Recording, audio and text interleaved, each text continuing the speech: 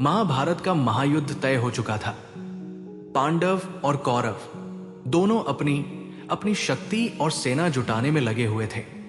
दुर्योधन जानता था कि भीष्म, द्रोण और कर्ण जैसे महारथी उसके साथ हैं, लेकिन उसके मन में यह भी स्पष्ट था कि युद्ध का पासा पलटने के लिए भगवान श्री कृष्ण का सहयोग मिलना अनिवार्य है। इसी उद्देश्य से दुर्योधन द्वारका पहुंचा। ठीक उसी समय अर्जुन भी वहीं आ पहुंचे। दोनों का लक्ष्य एक ही था, श्री कृष्ण को अपने पक्ष में करना। उस समय श्री कृष्ण विश्राम कर रहे थे। दुर्योधन बिना किसी विलंब के भीतर गया और जाकर सिरहाने खड़ा हो गया। थोड़ी देर बाद अर्जुन भी पहुंचे और श्रद्धा से उनके चरणों के समीप बैठ गए। कुछ क्षणों बाद जब श्री कृष्ण ने नेत्र खोले तो सबसे पहले उनकी दृष्टि अर्जुन पर पड़ी। मुस्कुराते हुए बोले, अरे पार्थ, तुम कब आए? इतना सुनते ही दुर्योधन ने कहा, कृष्ण, मैं पहले आया था। कृष्ण ने मंद मंद मुस्कुराते हुए उत्तर दिया, सही है दुर्योधन, पर मेरी आंखें खुलते ही सबसे पहले अर्जुन को देख पाई, इसलिए मुझे पहले उसका अभिप्राय सुनना होगा, फिर तुम्हारी बात भी अवश्य सुनूंगा। इसके बाद श्री कृष्ण ने स्पष्ट कर दिया कि मैं स्वयं इस युद्ध में शस्त्र नहीं उठाऊंगा। मेरे पास केवल दो विकल्प है, एक ओर मेरी नारायणी सेना और दूसरी ओर मैं स्वयं, लेकिन निःशस्त्र।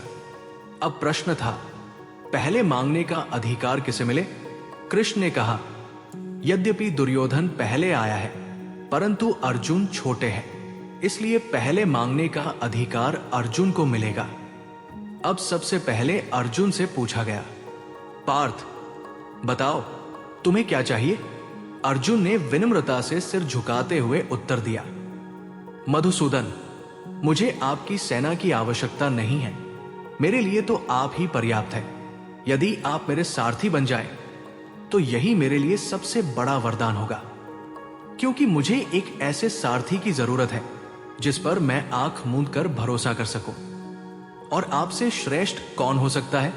अर्जुन की यह बात सुनकर दुर्योधन हर्षित हो उठा। तुरंत बोला, तो फिर कृष्ण, मुझे आपकी पूरी नारायणी सेना चाहिए। श्री कृष्ण ने मुस्कुराते हुए सहमति दी। तथास्तु पार्थ, मैं तुम्हारा सारथी बनूंगा।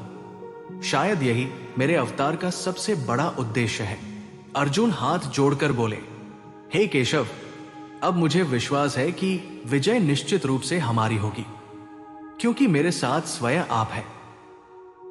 अगर आप अर्जुन की जगह होते तो आप क्या चुनते, नारायणी सेना या स्वयं श्री कृष्ण?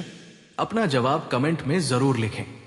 अगर आपको यह वीडियो अच्छा लगा हो तो वीडियो को लाइक और शेयर जरूर करें, और ज्ञानार्थ प्रवेश परिवार से जुड़ने के लिए चैनल को सब्सक्राइब करें, क्योंकि आगे की यात्रा और भी गहरी होने वाली है। धन्यवाद।